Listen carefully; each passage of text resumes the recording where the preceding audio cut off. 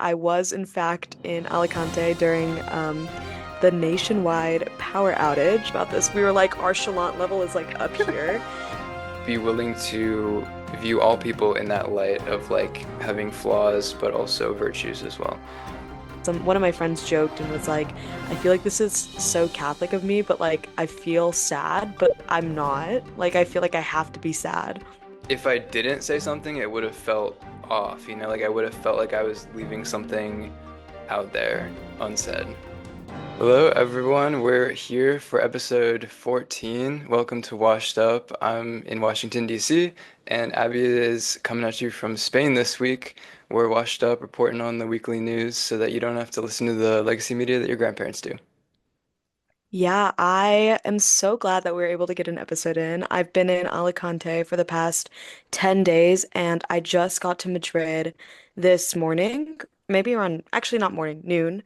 And I'm currently recording at my host mom who hosted me back in spring of 2023 when I was a junior in college. And yeah, it's so cool. I love Madrid. Yeah, and we're gonna get into it soon, but Abby was there for this past month. Was it Monday when all the power went out in Spain? So Um, yeah, that was Monday. That was Monday. it's been a hell of a week. It's been how many days? I don't even know at this point. But yeah, so Abby's gonna be telling us all about that experience. And soon she's gonna be in DC too. So hopefully within the next like week and a half, 2 weeks, we'll be able to do our first in-person episode, which will be really exciting. Yeah, I'm so excited. I actually, with the nature of my new job, I have like been talking to around 70 different people over the past 2 day or 10 days, and they're from all over the world. It's honestly the coolest experience I've ever had. And I had spread the news about the pod to some people and also like what I wanted to do. And I've talked a lot to them recently about the state of America because there was actually only 6 Americans there. So I think a lot of us, or a lot of them, were very curious and were asking us a lot of questions too. Yeah, that's great. We should totally get into that a little bit because I know we definitely are trying to appeal to an international audience as well and talk to what they care about and what's been in the news. So another topic we'll be getting to today is Pope Francis and sort of the international response to his death. Which, if anyone's listening to this, I did a episode the morning that his death was announced. So today we'll be getting into um, Abby's experience and her thoughts on that. So, actually, do you want to roll into we can skip we usually do the optimistic news at the beginning, but I think we'll just skip that for this week. What's coming to mind is you know when Nancy Pelosi like walks up to the podium in that one clip and she's like, "I would say good morning, but it certainly isn't Yeah. one." That's how I feel about the optimistic news this week. I feel like there's so much happening and like I'm still trying to get a handle on all of it that I don't think either of us really had time to like seek out a positive, fun story. So instead, let's just go into your experience of Yeah. the blackout.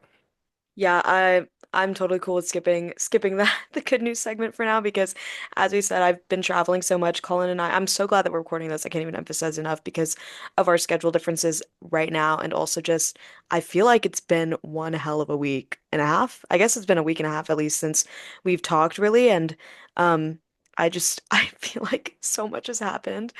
But yeah, as we were saying earlier, I was in fact in Alicante during the nationwide power outage. When I've been training there, so we're on our laptops most of the time, especially when we're trying to work with the technology and different admin resources that we hadn't used before. And it was Monday, I want to say 12 p.m. my time. So we were all in a room and we were like working on stuff like that. And there was kind of already some issues in terms of like our admin side. So we kind of thought that it was that issue. And then all of a sudden all the lights came off and I looked around and I was like, what is happening right now? And somebody came in and was like, oh, I guess we're gonna have to switch some things around and do an early lunch because there's a blackout right now. And I was like, oh man, like that sucks because I didn't think that it was the whole country.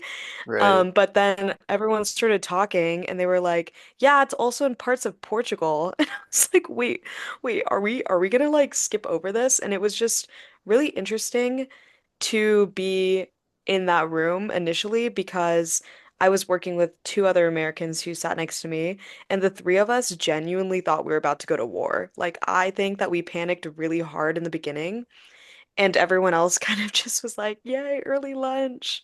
So that was an interesting cultural aspect. Like, I don't know. I don't know. Where were you? What That's happened? that definitely, I think that speaks to, like you said, like the difference in mentality between like Europe and the US, where it's like something like that happens here. If the internet went down in America, something that you had said too, like people would freak out for if it was that extended, where it was hours and hours that you guys went on to experience that. And I think we definitely take for granted that things like work all the time, the power grid and other like things like plumbing, like these things just kind of happen and we expect that it'll always continue to work. And then when it doesn't, it's like, it's startling. But funny the cultural differences you noticed. Yeah, it was really intense, and we were like trying to connect to American media, which doesn't always happen right away. Because like when you land, you have to sign this agreement that says, I don't know what it says exactly, but you don't always have access to all American media. So we were kind Huh. of talking to our different like friends. Oh, this is dependent on what plan you have internationally, SIM cards, stuff like that. So maybe other people were different. But for us, all of us, we were like trying to reach different people, being like, so what is the news saying in America? Like, what's happening?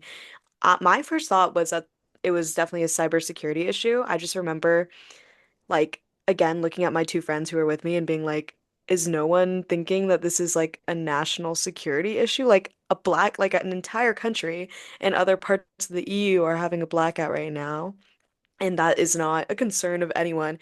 Some people were saying that it was also in parts of France and then some parts of the UK as well.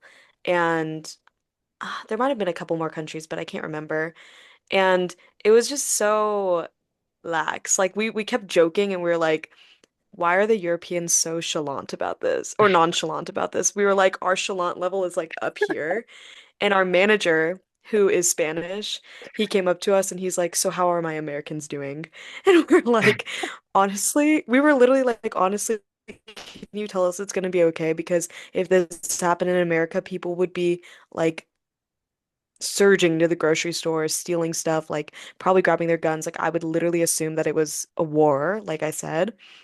And You he like remember calmed us down. He's such a great person. And you remember at USD when there was a wait, sorry, what'd you blackout? say?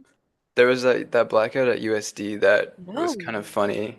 Were you there for that? Or you might have been in I Spain back actually don't then. remember that. Did that happen? It was spring of 23, so I think Did that happen like our you were junior away. year?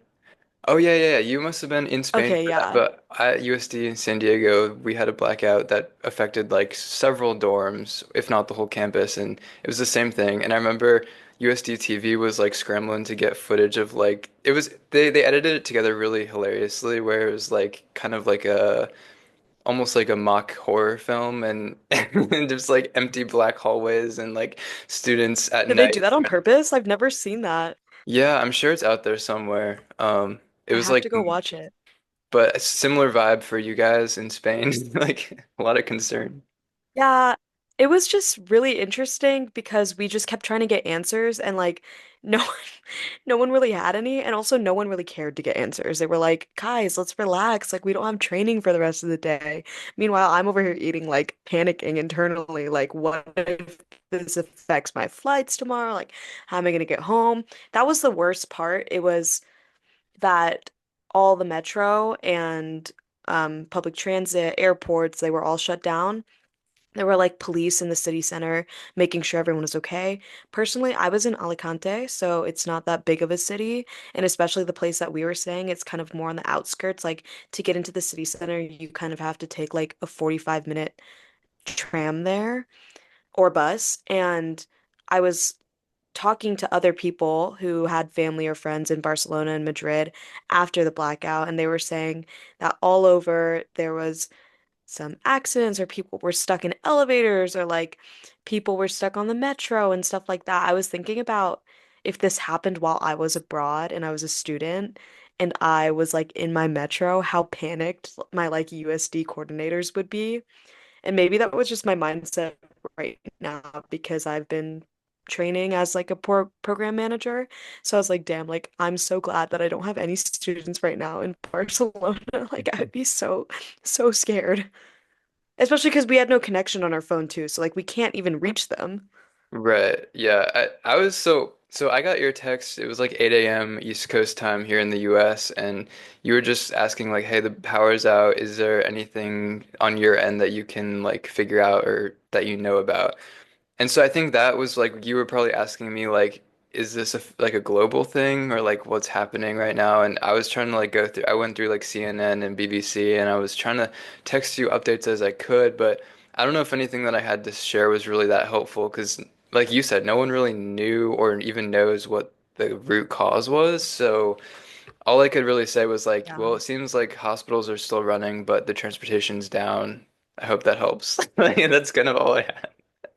Yeah, I mean, we kind of like our company was like, okay, no one should leave. Like, there's nothing to do. Like, you can't get to the city center anyway because you have to tram away. So we actually ended up pooling together our cash. This is another thing. I was like, I when I landed in Spain, I was highly considering getting cash, but I was like, you know what? No, I'm not going to get cash because my company is paying for my lunch, breakfast, and dinner, and like my accommodations. Like, I don't really need cash. Like, if I want to use my card, I'll use my card. Boy, do I regret that because we were like, oh man, like we could go to the store right now and buy some candles, maybe buy a glass of wine, some wine or something to chill ourselves out.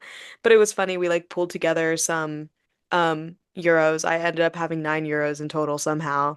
And we went to the store and it was so apocalyptic, Colin. Like you went to the store and there's like a huge line of people and it's completely pitch dark. And like the thing was, if this happened in America, I'm so sure that people would just mob into the store and like buy things or steal things, I mean. Yeah, we Here, all everyone remember was so COVID. nice. Genuinely, everyone was so nice. People were in line, people were getting out their calculators so that when they got to the front, they could be like, this is how much all my stuff is. Like, here's the euros, and everyone was trusting each other. I mean, I did the same thing. Like, I've kind of felt like a bad person because I kept thinking to myself, like, in America, like this would be so easy to just like steal a bunch of stuff. Disclaimer, I did not do that at all. I wasn't even considering doing that. I just kept thinking to myself, if this happened in America, and I also think that was another interesting aspect. Yeah, I mean it's really interesting to me. I was telling you, I sort of have this irrational fear of for some reason like the power grid being disrupted. I don't know why, but I've had this irrational fear for a while of like I don't even know the physics or the mechanics behind it, but like if there's a solar flare and it wipes out a big portion of the power grid for like not just hours, but like days or weeks or months, like like you said, I think it is the COVID PTSD just a little bit like kicking in where it's like we've seen stuff like that happen before where the world just kind of like flipped on a dime and you maybe that leads to some catastrophizing nowadays on my part, but yeah, it would be one of the less ideal situations, especially as we were like moving into such a digital based era, like for the technology to be taken out would, I think, have really bad ramifications. Yeah. So I was gonna say, like, think about how many people now are like making their livelihoods remotely or on the internet or all of this. So if they can't access that for a period of days or weeks, then like what options do people have? Yeah, and even the power outage like still affected some things today. Like at the airport, a lot of stuff was super slow. People were saying, yeah, it's because of the blackout, things like that. So that was really interesting too. And I do agree, like, so many people work remotely. And, if like we take off, this will probably be remotely, stuff like that. But that was a really good point. Luckily, it was only, I want to say like 12 hours, maybe 13. And it was declared that it was not a cybersecurity thing or a national security thing. So, yeah, they didn't really give an explanation for what it was, or maybe I didn't look hard enough. I don't know. I was just so in the moment. And when the power did go back on, all of us were still awake. It was like I think a little closer to 1 a.m. and we were all outside just hanging out. And like all of a sudden you just heard like or you saw like all the lights come on and even from a distance we heard pe everyone just started cheering. It was so wholesome. That's cool.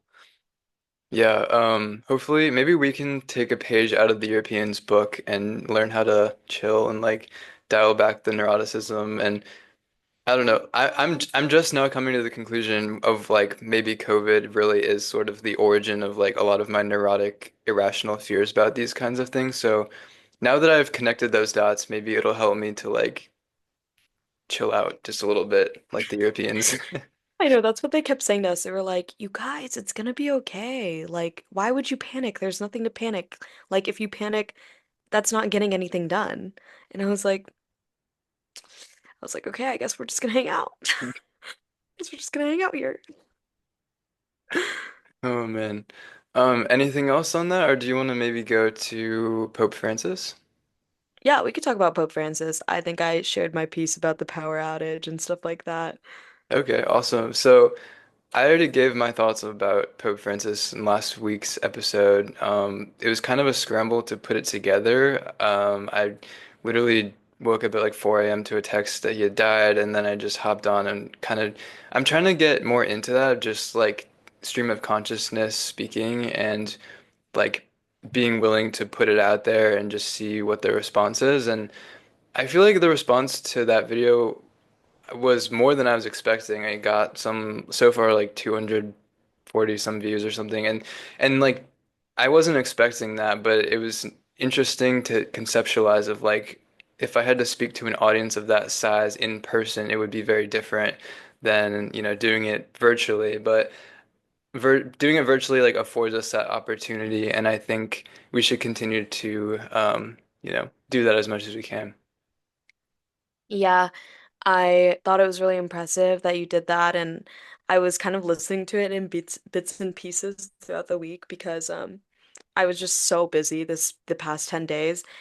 And so I would like listen to you talk about Pope Francis and stuff like that for like getting ready and then when I'm eating lunch and then when I was doing that. But I thought it was a really good and put together for the first time kind of shooting alone. And I think you had texted me something about how the bury the leads have kind of helped with that. And I agree. Mm. Like, I think that if there's ever a time that I want to like report something alone, or maybe you can't record and I'm like, okay, wait, I still want to do this. Like, I think that that little segment has kind of trained me to be able to think more on my feet and like be more comfortable talking and just letting myself go.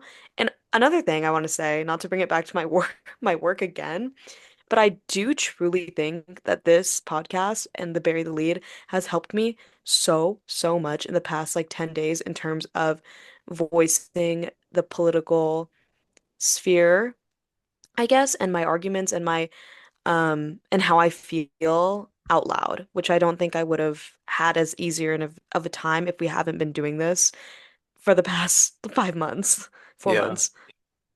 No, for real. I mean, it was definitely like uncomfortable to just like jump right on the story, but we talked about with Signalgate how like each of us kind of has what I would call like the killer instinct, or like I think we both have it, we don't always exercise it. And I had mentioned when we were talking about Signalgate how like I wanted to start practicing that more. Like when you when you have like a shot lined up, like you should pull the trigger when the timing is right. Because I don't know, I had been thinking about Pope Francis's death potentially happening for months because he had been so sick. So like I had kind of formulated like if this did happen, what would I say? And so when the opportunity had just happened and he passed away, it was like if I didn't say something, it would have felt off, like I would have felt like I was leaving something out there unsaid. Yeah, I'm glad you did that. It was interesting because I actually found out the Pope died from you because I was traveling all day that day. I think it was the 20th or the 21st, whatever that Easter Monday was. But for me, I like literally time traveled because I want to say I left like 7 a.m. Sunday morning And then I was just traveling for like 20 hours and I was pretty offline because like obviously I didn't have connection. And then in between one of my flights, like I had like an hour of space and I just like decompressed and I got a text from you that said like, "Hey, did you see that the Pope died?" or something like that. And then slowly, like once I was settled and landed and a few other friends of mine had texted me and was like, "Oh my God, the Pope died. Like, how do we feel?" One of my friends joked and was like, "I feel like this is so Catholic of me, but like I feel sad, but I'm not. Like I feel like I have to be sad." Yeah, no, that's really interesting because I felt very similar where like I had mixed emotions and I was trying to like work it out by talking about it, honestly, because I agree. Like I wasn't particularly sad. It was just kind of like what does this moment represent? And um I do wish in my analysis I had been a little bit more compassionate and had like a little bit more good humor about it because it got into some serious territory about like problems that I view the church having and like problems with Francis's leadership that I view. But I wish I had taken more of a moment to show compassion and say like I pray for his soul and I hope that everyone who knows him and cares about him and all the people in the world who are affected by this, you know, find some kind of resolution.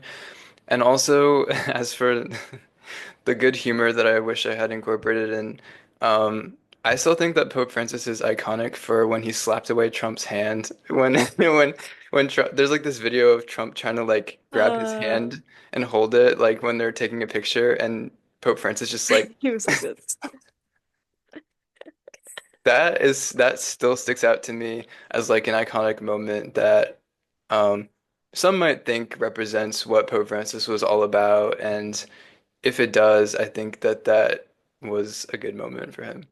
I think that the general population kind of associates Pope Francis with like this progression, but I'm like, guys, like let's look at the facts here. Like progressive for the Catholic Church, but like you're still allowed to critique those things, I think.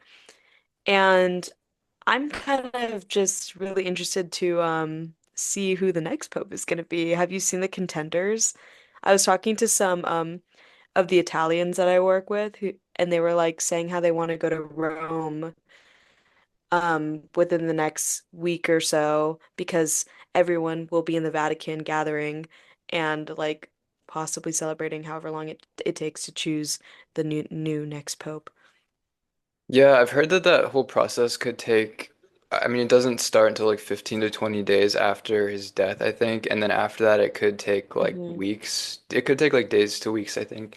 Um, I don't know. I haven't looked too much at the next contenders for Pope, but I had I had alluded to the fact that like Pope Francis was the first one from Latin America, and maybe there would be more of like regional representation in the next selection. I realized after I recorded it that there actually had been popes who had come from like Northern Africa and Middle East and whatnot, but I don't know. There's certainly regions of the world that haven't yet been like represented by a pope, so that could be interesting. Even North America, like there hasn't been a U.S. American pope, but there's certainly like some high level cardinals and whatnot that I don't know, it could be interesting to see. I know that there's a Filipino pope who's a contender. I can't recall the name based off of the top of my head, but I was seeing like threads of it on social media, and then my grandma, I just know would be so happy, and all older Filipinos would be like, "Oh my God, this is amazing." I was actually also talking to somebody whose wife is from Argentina, and he was saying like, "Oh man, like my wife is so upset, like the Pope is gone, like all this stuff." And he was like, "Have you guys ever been to Argentina? Like the Pope is everywhere there. Like they love claiming him there." Hmm. And I thought that was interesting too. Yeah, I've been trying to do a little bit more research about Francis after I posted that video, and I feel like that is sort of what I've found is I think that the work that he did as a Jesuit priest in Buenos Aires was pretty remarkable and impressive, and I think people kind of universally like agree that he was a Yeah. he was a good priest there to that city, and like you said, I don't know if he was universally loved, but Pretty much. I mean, I've never heard anyone from Argentina say otherwise. I think it was more of like once he was selected for the higher leadership positions and like the actual Pope position, that I think his record is a little bit more like spotty. And really, my critique of him was sort of on that basis of like what he had done since he became Pope in 2013. But it is like heartening to read stories back from like Argentina where he was genuinely like ministering to and helping everyday people and the poor especially. Hmm. Yeah, and I think that with the next selection of who becomes Pope, and looking at the history of whoever it is and what they're gonna do, can contribute a lot to, I guess, like the state of the world right now, or at least the state of our world in the US right now. Especially for people who use maybe Catholicism or religion to weaponize like state laws, federal laws, stuff like that. So I'm really interested to see how this plays out politically as well. Yeah, definitely. And kind of like what you had alluded to, it's interesting how Francis was progressive on that front of like wanting to encourage like secular people to adopt like tolerance and understanding and all of these values, but wasn't able to kind of like get the ball across the line when it came to reforming the actual church. But I wish after the fact of talking about it, I wish I had given him a little bit more credit for that. Um, like even the fact that they were holding conferences to discuss certain topics within the church should be, I think, celebrated because that wasn't happening necessarily with the past popes and um, so they weren't able to like really reform a lot of the issues that progressives within the church might want to see, but they opened the door to it. So, it's kind of an open question now if it'll actually come to fruition.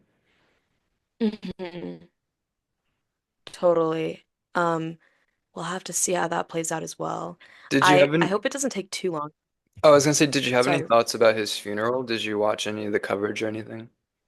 I wasn't able to watch anything. I kind of was just reading headlines, um, stuff like that.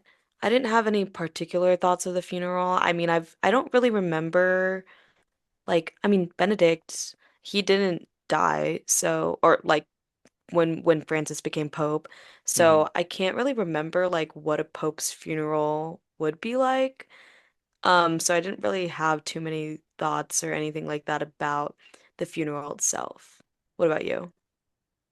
Kind of same. I mean, it seemed pretty like grand. They had it, I believe, in Rome, but he wasn't buried at St. Peter's Basilica, which is where a lot of the popes are buried. He was buried at another church. I think it was called like St. Mary's or something like this. But he had wanted that. I think kind of like in line with his humility and attention to the poor. He w wanted a more like subdued funeral and all that. And I don't know. It seemed pretty grand to me, but I do think there was like little indications along the way that he had had a part in planning the whole thing.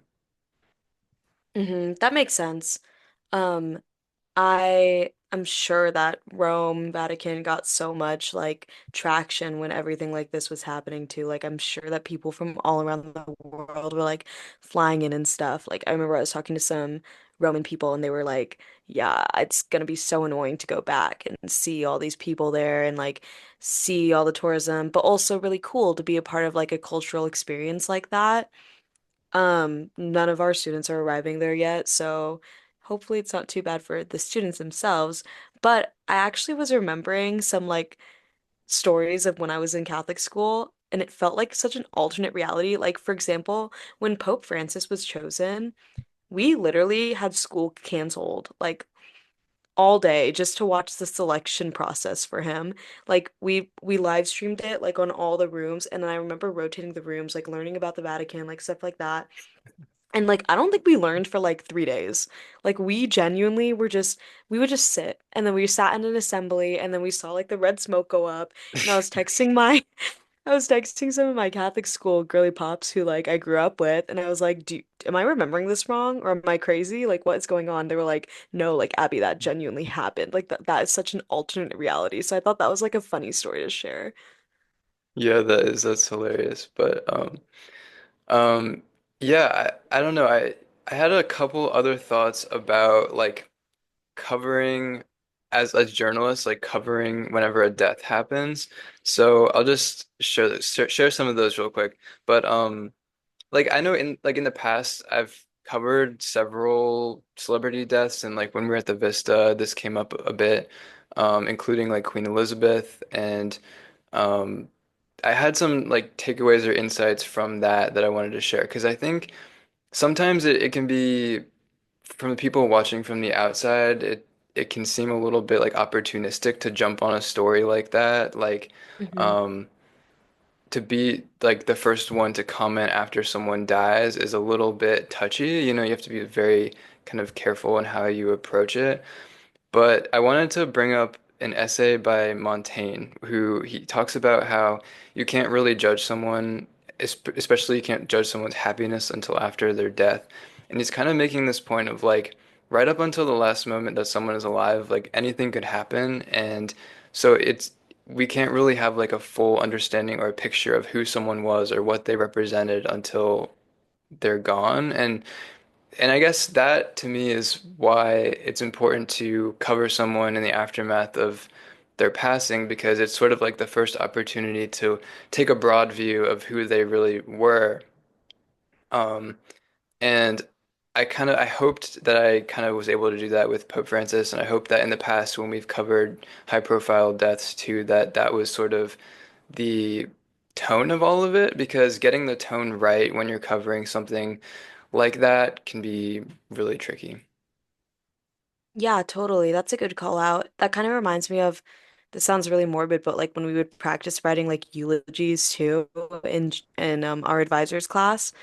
Um, I remember thinking to myself, like, why are we doing this right now? It's kind of scary to say something like that, but definitely really useful. And I will say that I remember when you wrote about the Queen's death, and I remember thinking that article was really well written as well. So, Yeah, I mean, I tried to like tie in some of the history, but then like what they also meant to people, and then the good and the bad, because I think everyone is a nuanced person, and we should like try to understand them in their complexity. And so, like with both Queen Elizabeth and Pope Francis, I tried to like lean into here's what people appreciated about them, here's what people critique them for, and we should be willing to view all people in that light of like having flaws but also virtues as well. Um, I think that's all I've got for that. We're coming up on our yeah. bury the lead time, so we'll be in the last 5 minutes of this Zoom call, we're going to be talking about our hottest takes. So, Abby, do you want to take it first this week? Yeah, sure. I can't remember if we who went first last time, but let me start now. Okay, so my Bear the Lead has been inspired by my past 10 days in Spain. And I've kind of always thought this because I always try to make international friends like everywhere I go. But we really got into it in this particular topic when I was with all these people. And it is that talking about politics and the state of the world and like all these stories and like agreeing to disagree is so much harder to do in America than it is like literally anywhere else in the world. Like it was so interesting because I would be asking people, okay, first of all, everyone abroad is so much more direct when it comes to that stuff. And even in this training, like we literally had sensitivity training, like all this stuff, and they kind of stopped asking us questions about things. And then we're like, no, no, no, like we aren't sensitive like that. Like I want to have these conversations. And I had so many wonderful conversations of like the Europeans' perspective of what is happening with Trump and tariffs and like how it's affecting their economy. And then I would ask them and be like, so like how do you feel about like your president and stuff like that? And we all talked about different sorts of very taboo like topics that people are usually afraid of in the US. Like I think that if you're talking about politics in the US, it's really hard to find somebody who you disagree with where it's not this extreme opposite spectrum versus I think it's really, really, really important to find the nuance within these things. I mean, that's a pretty consistent theme within our podcast where like nothing is black and white, nothing's black and white, everything is nuanced. And that is just a consistent theme, I think, globally. Like, that sounds like such common sense, but it becomes so much more clearer to me when I talk to other people, especially the age range and demographic of people I was talking to. I mean, the oldest person had to be like at least 35 maybe, and then the youngest person who was there was like 22. So we're all like young adults, everyone was talking, everyone had an opinion, and even if somebody disagreed, they were like, "Oh, well, thank you." And another thing is, I did a workshop, like half a day on negotiation. And it was so interesting because we were like, there is no such a bad debate is a debate where one person loses and one person wins. Like a good debate is a debate where you look and at somebody, get some understanding and learn something from them. Each person will learn and understand, and maybe you do disagree, but you will take parts of that debate with you forever, even if it is to sharpen up your next one. And that is what I had to rant about this week. No, that's great, and I hope we'll revisit this on the other side. But I'm going to be talking about imposter syndrome this week. So this goes back to 3 years ago when both of us started writing at the Vista. This was on the pitch list for years. Like we always wanted to talk about imposter syndrome. What is it? Why is it such a big thing? Like particularly among Gen Z. So for anyone who needs a definition, it's basically just when you find yourself in a situation or like a position, a job role specifically, and you kind of harbor this like inner uncertainty, or maybe you feel like you don't belong, or you feel like you're not qualified to be there. And then that kind of can subtly sabotage you along the way because you're doubting yourself in whatever position you're in. So I think that there's practical reasons why this is common among Gen Z. I think the messaging aimed at Gen Z for a long time has been like, that they're not competent, that they aren't intelligent sometimes, or that they're too self-absorbed and whatever. And so I think that that messaging is kind of rubbed off on Gen Z in a toxic way. I guess I very much relate to like feeling that way when you're in a situation. And actually, I think it's healthy to have a little bit of like, am I really stepping up to the plate? Like, do I belong here? And wanting to prove yourself can be really important and powerful. But at the same time, I would encourage people to try to adopt this mentality of like, I belong where I am currently. Like, I wouldn't be here if I didn't belong here, especially if you've already been interviewed and selected for that role or something like that. And I think it's just our job to find out, like, I'm here where I am. I belong here. Why, like finding out that reason why you are there.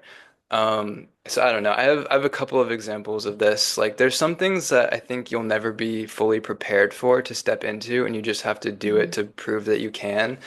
I've run a couple of marathons before, and it's exactly like that, where you only train up to like 20 miles. You don't train up to the full 26, but then on race day, you just kind of throw yourself into it, and you're like, well, I hope this works out.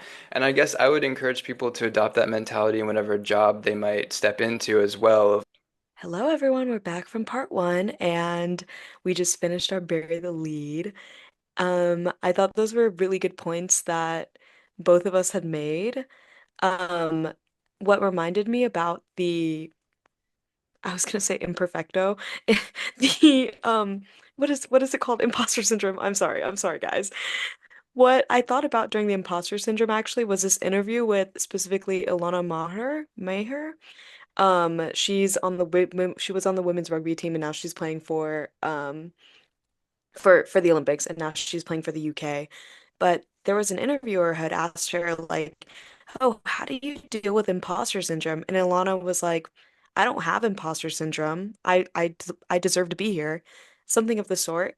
And every single time that I think I have imposter syndrome now, I think about that interview because it's an amazing example for people and especially like girls, like young girls who are like, what a leading question to be like, how are you dealing with your imposter syndrome? Like she was genuinely like, I think it's interesting that people assume that I have that when I don't. Like I've worked for everything I've gotten and I deserve it. I'm not an imposter. Like that's an amazing thing to do. And like you said, like it sucks that a lot of people feel that way.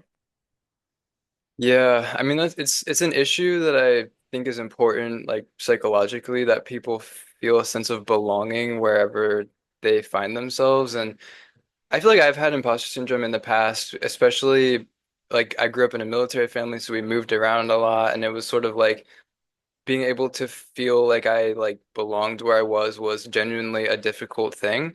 And so kind of my baseline was to like assume that I didn't belong wherever I was. And when I was finally able to like overcome that by like you had mentioned, like working really hard, proving myself in different situations, or like, testing myself deliberately to see if I could like rise to meet occasion or not. Like that was really important to flip this mentality in the way that I just, laid out. And um I think the danger of imposter syndrome is if it becomes a self-fulfilling prophecy where people are telling themselves that they don't belong, so then they start to like not rise to the occasion, and like it's like affecting their performance actually, and then they're kind of like broadcasting that they don't belong, and then people, you know what I mean? Like it becomes a vicious cycle Yeah. as opposed to an opportunity to rise above. Yeah, I 100% agree with that. I'm a really, really big advocate for not telling yourself things that are negative, especially this year. I think I had shared with you specifically about how my Lenten promise, like, sorry guys, I still participate in Lent. Not sorry, I'm not sorry. I don't know why I apologized. But one of my Lenten promises was that I had to look at myself in the mirror every morning and say something positive about myself, whether it be my physical appearance or whether it be my future goals. And I will say that 40 days of that has genuinely built my confidence. And I also agree, like, I'm 1000% somebody who struggles with imposter syndrome. I was struggling with it even on this job, but like I was like, what am I doing here in Spain? Like, why do I deserve to be here? I feel like I have this tendency, unfortunately, that when things are like really going well, whether that be in my love life, my family life, or my personal life, or my work life, I'm always expecting the other shoe to drop, like always, 1000%. And I actually had written about that in the very last article that I wrote for the Vista, where I was like, we need to stop expecting something bad to happen, even when it's not about to. And I 1000% apply that to my career as well when it comes to feeling like I don't deserve to be there. Yeah, no, I remember that article really well. And in the whole like run up to ending our time at the Vista, we kept telling ourselves like you have to be very vigilant so that no shoes drop. But like, what if the shoe just never drops? And like, what if we get out of this like completely unscathed? And it's like just this happy memory that we'll carry around forever. And it's like that seems like such an improbable outcome, but I don't know. Like, it's a possibility if people. I think what's important is like consistently challenging yourself so that you kind of know at all times, like where do you stand? Like I mentioned running, that's something that I try to deliberately challenge myself with so that I can kind of have like an internal barometer of like, am I am I doing my best? Am I rising to the occasion? Am I, you know, uh, being the person that I want to be? And by testing yourself, you're kind of proving something to yourself so that you can show up in other situations, like a job or something, believing in yourself. Yeah, that is really cool. Like I've heard people talk about that when in terms of running and physical aspects as well, like pushing your body to make yourself kind of internally believe in that you can do whatever you put your mind to. Yeah, easier said than done. And I think both of us still kind of are grappling with it when it comes to even like journalism and reporting and even this show. Like I'd brought up the first time I feel like I felt like a real journalist was doing this show talking about Ukraine and kind of recollecting like our entire coverage of it over the course of the entire war and like realizing like we'd actually been covering the entire war and it's been 3 years and like each of us has had to like track it and follow it to the best of our ability so that we could report on it. And it's something that like I don't think the imposter thing will ever completely go away, but with more time and experience, it kind of fades. And to the point about like speaking about Pope Francis's death as well, I had a moment where I was like, what the hell do I know? Like, why is my commentary in any way adding to the conversation here? But then I had to kind of like pause and tell myself like, actually, no, like you have thought about this a lot and you are experienced in reporting, and this is why you have this platform and show, like so that Abby and me can talk about things like this that matter to us. And yeah, I don't know. So it's been like just kind of launching ourselves into things like such as this show and other things in my life has been really impactful for overcoming imposter syndrome. Yeah, and again, this show really helps with my confidence in terms of presenting and finding the words to say what I believe in. It's crazy because I think about a year ago, I would have never done something like this. Even now, I sometimes think to myself, wow, I'm so proud of myself. And it's okay to be proud of yourself. Yeah, for sure. Okay, Yeah. do you want to go or we wanted to talk about your Lily a little bit with Europeans and their we touched on this with the power outage and the cultural differences, and now we want to talk a little bit about their like attitude of being more open to discourse. What have you found with that? It's really interesting because we as Americans even said to them, like, hey guys, like, it's really cool that you're so open. Like, why do you think that is? And they're like, well, one, we're not as extreme as you guys. Like, we don't have generally like the most extreme on the right and the most extreme on the left. And another thing is they just kept calling us sensitive. They were like, you guys are just so sensitive, so sensitive. Like, you're so sensitive. Like, if I mess up on um if I call you a certain name or whatever, like as a joke, it's sensitive. Or like even with touch, like I'm afraid to hug you because like you're an American. Like I don't know if like I need your consent for that, like stuff like that.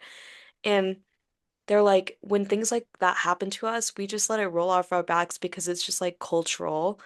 And that difference is just so big across like every single facet of people's culture, I think. Like people are okay with being wrong here, is what I want to say, I guess. In America, I don't think that's true. Like people here were so willing to be like, yeah, Abby, that's a really good point. I raised this point. Maybe I was wrong about this, you know? Versus, and I would say that I'm definitely a person who's also willing to admit when they're wrong, but maybe that's just like, I don't think that's cultural, more so that's a learned trait. Like, I'm thinking about like when I was younger, I did not ever want to be wrong.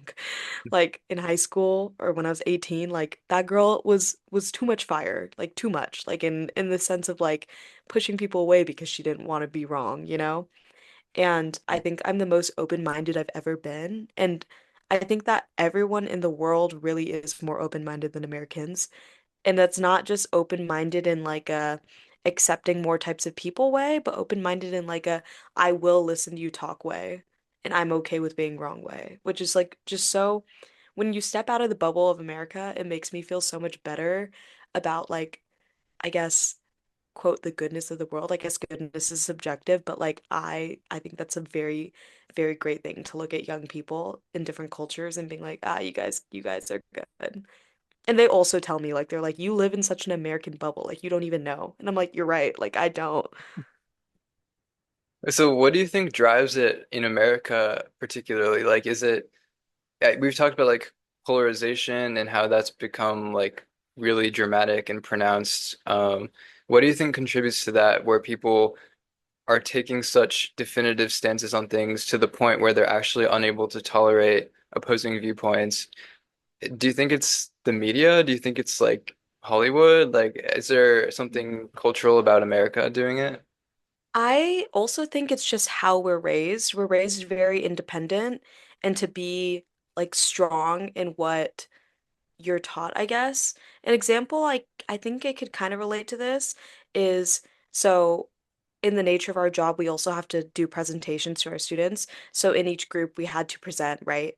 And our manager, after the Americans went, he was like, okay, I have some critiques for you guys, but nothing on your presentation skills. If there's one thing I know that Amer he this is his words exactly. He's like, I don't always like Americans, but if there's one thing Americans do better than everyone else in the world, it's presenting. You guys have been doing it since you were 9 years old. It's like that is so true. And we were t talking about it with other people. Like some people have not never presented a presentation like that. Like we like slides That's so and for like like that's so talking to a different to group. think about. Yeah.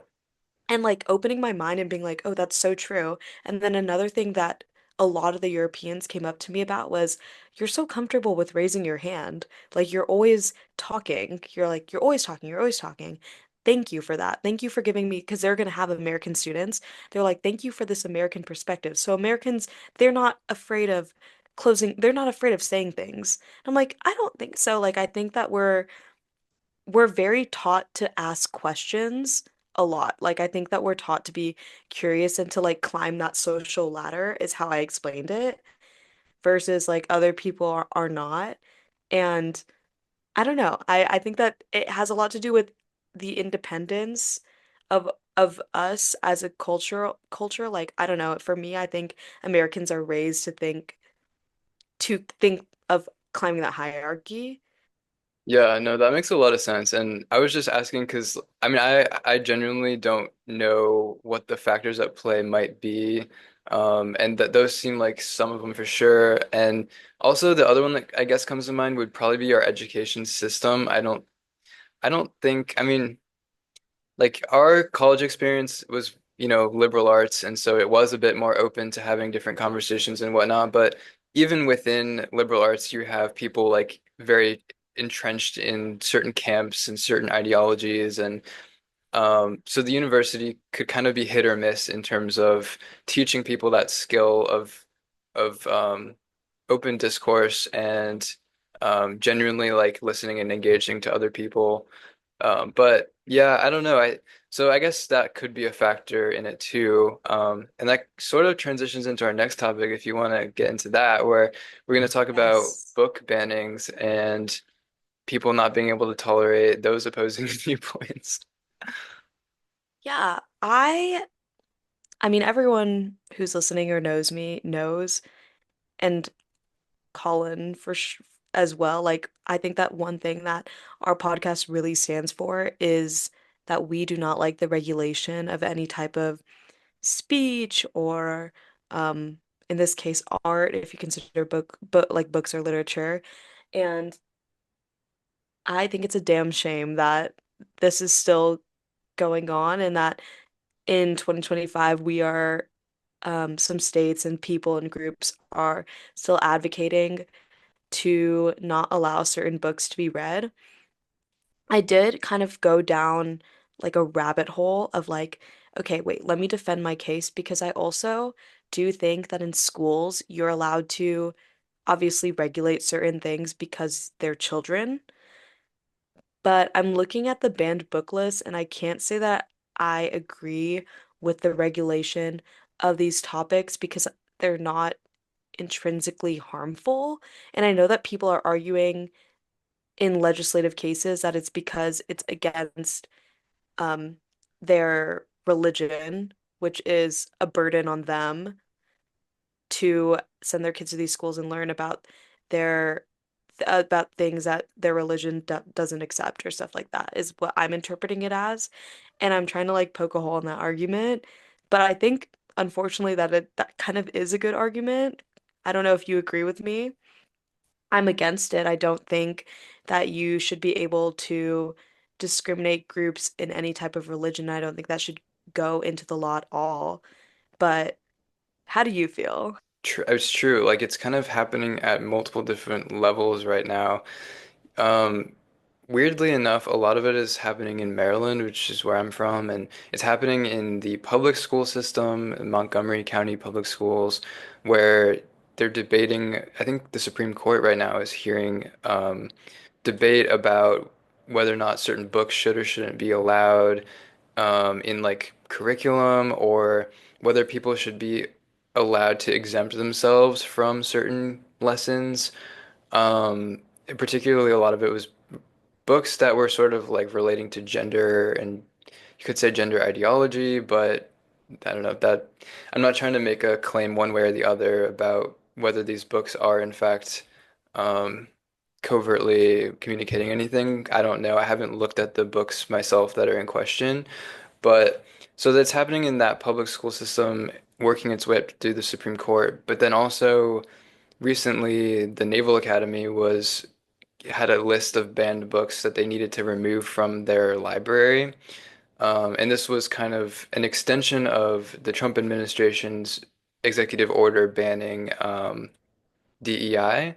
And since the Naval Hmm. Academy is, like a government-run institution where, it's literally like a subsection of the Navy, then they take their orders pretty much directly from the Trump administration or whoever's in power. So they just gave them a list of like take these books out of the library and then they had to, take them out. So I feel those situations might not be completely parallel, like the Naval Academy versus a public elementary or middle school, but the principle is similar of, um, you know, I totally agree with you that I think censorship is bad. People should be allowed to come to the conclusions that they come to based off of what they want to read or encounter.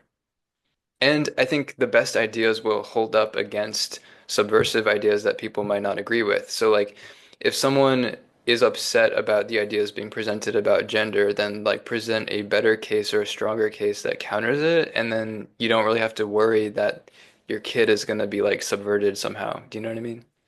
Yeah, I totally get what you're saying.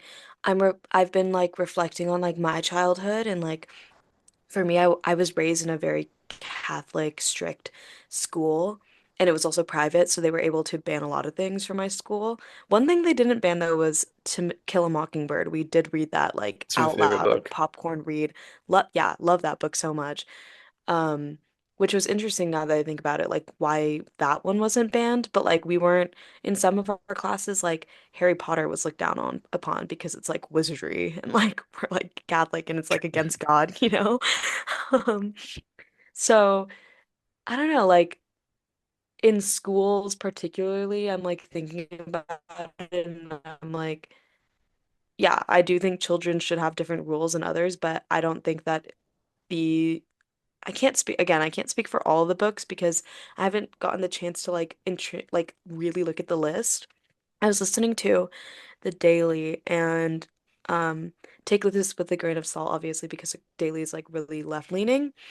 And they had read out um excerpt of one of the books that is banned, and it was about this girl being happy that her uncle is getting, or being sad that her uncle is getting married because she was like jealous that he was gonna have less time for her. And it has like literally nothing to do with her uncle being gay, but it just mentions like, oh, well, your uncle really loves his husband. Like her anger was about like having less time for her. And for books like that, I don't agree at all that I mean like it's just the mentioning of having a husband. I am not against censorship, like as we've been talking about, but I also do. I'm very attuned to like what is the messaging being promulgated by media. I think both of Mhm. us have had to really like learn and pay attention to those things in our like role as media, where like you have to be careful of messaging that people are kind of like slipping in. Especially, I mean, if you're in news, you're supposed to be objective, so that's why there's a problem there. But like with art and literature too, I know these things do matter. Like it has the power to like shift culture, and so we should be very cognizant and aware about like what a children's author might want to insert into a children's book. Right. But I still think though, at the end of the day, like the the parents should be presenting a strong enough case to their child for the ideas that they stand for, and then if the children adopt those ideas instead, then shouldn't they be kind of inoculated against whatever disagreement they might encounter, whatever counter ideas that they have? Yeah, I totally agree with that. It's like if you think that these outside sources can so ruin your child, then you're not raising them enough with those strong enough beliefs. And if those beliefs can be challenged, then I think it's I think it should be like, you know what I'm saying? Like it's like if your religion or your whatever is so, so strong, and you're instilling that into your child, and they should be able to interact with the world and still stand by those beliefs. Yeah, and like that's why I think like kids should be taught media literacy too, where they're like if I had a kid and they were in school and there was some like hypothetical future issue down the line that I was really passionate about and or thought strongly about, like I would have that conversation with my kid and be like, "Hey, like look out for this, and this, which is being presented by this group or person because they hold this belief and they're trying to like influence you this way." Like you can have those conversations. I don't think we should shelter kids from like talking about the political aspects of what they're reading and consuming and why certain people might want to influence them in one way or the other. And just like engaging in that sort of level of conversation with a kid, I think protects them from most harm, from most things that could come their way, and just making them very aware of like what's out there, not sheltering them so that I think when they're sheltered, they're more vulnerable to those subtle influences. Totally. It makes me think about if I also had a kid in school right now and how I would be feeling and certain things, if certain things are taught or if she, he, whoever was told like, oh, you're not allowed to read this. And yeah, I think I would also be upset and kind of up based on the same tangent as you. Like, yeah, the media literacy thing is so true, especially nowadays. I wonder if that would be something that could be implemented more within our education. That's another thing, the difference between like Europe and America is I think that some of the skills that we start to learn, we don't start to learn until we go to college, if we go to college. And sometimes it's only in liberal arts schools versus the skills that they learn are sometimes different and intrinsically involved within their K through whatever schooling. And I mean, like, we have those differences too, right? Like, they haven't been presenting since they were like in the womb. But you know what I'm saying? Like, I think Yeah. that's really interesting too. Yeah, and I think like there should be a distinction drawn too about, yeah, like you had mentioned, it's different when it's kids versus adults. And so I'm more open to arguments from, I think I would still disagree, but I'm open to arguments for censorship for like elementary and middle. Well, for the most part, I would say no. I don't know. Yeah, I would There's, say no for the most part, but yeah, it's like I think about like if a f freaking 10-year-old is bringing in like a porn magazine or yeah, something, I no. definitely think that's wrong. That should not be allowed. So yeah, it's a more legitimate, I'll just leave it. It's more legitimate of an argument for the younger that they are, but the older that people get, and then when they're in college and say they're at the Naval Academy, like, why can't a Naval Academy student go and check out why the cage? I know why the cage bird sings by Maya Angelou. Like, is that gonna? There Yeah, was that's some, crazy. there was That's some crazy to books. me. Yeah, there was some books on the list of Naval Academy banned books that I could see why they were being banned, where they were very ideological books. There's a lot of like in social psychology, people will kind of do what I mentioned of like they'll try to subtly insert different narratives, beliefs, ideologies, like whatever you want to call it, into the research that they do. And I think that that does um, harm the quality of what they produce, but a college student should be able to discern that for themselves and they should be taught how to do it. And by the time that they're that age, like I said, it shouldn't even be a problem to be confronted by that. And they should be confronted Mhm. by that so they know what it looks like. And that's why I'm not happy with the Naval Academy, which I have some connection to because yeah, I've like lived there before on campus. So I think a lot of the people at the Naval Academy are kind of very like rigid-minded and kind of a little bit controlled because I mean the midshipmen there they make them like work really hard and they don't get a lot of like fun and like, usual college experience, and so it's not surprising to me that there would be like these kinds of control and like crack down on their freedoms there. Yeah, you kind of just said that. I was like, oh, like give us some insight about like what you think. But yeah, that's really good that you're able to give us that second POV because um I don't I don't have anybody that I know who is a part of the Naval Academy or has been besides I guess you said that you used to live there and like you have a lot of familial background. So I would say the people who go to the academy, they tend to be more again sort of like science minded. They're not really like liberal arts type. Like I feel like maybe you and I are a bit. Mhm. So it's sort of like a different kind of person who wants to go to the academy in the first place, but then a lot of them are very resilient, but they're resilient like steel and not like resilient like bubble gum. And I've heard this analogy before where like steel is really, really strong until it snaps and then it breaks apart. But like bubble gum is very kind of like soft and malleable, but it's also tough in the sense of like hard to break. You can't really break gum. And so that's my opinion about people at the academy, but just people in general, where like you can be really resilient in one way, but it might be a vulnerability also. Totally, totally. Um, yeah, I don't have anything else that I'm gonna say right now about the book ban and like stuff like that. Do you? No, I think we can wrap up our episode. We touched on some interesting. I feel like there was, as always, there's kind of like a through line that we don't really realize until the end, but I realized a through line of our tendency to, like as Gen Z, catastrophize and how maybe that is kind of rooted in our experience of COVID and how that manifested itself during the power outages and our neuroticism as Americans compared to Europeans, and how we can take a page out of their book maybe and um, examine cultural differences, which creates more tolerance, and then we don't have to have book bans. Wonderful. Wonderful streamline of connections. Definitely agree with that. I, it's really interesting because every single person that I had talked to in the past 10 days, I feel very connected to in our similarities. Like for me, I've moved around in the past year. This moving to DC will be my fourth city that I've lived in since graduating. Wow. And to some people, that is a nightmare.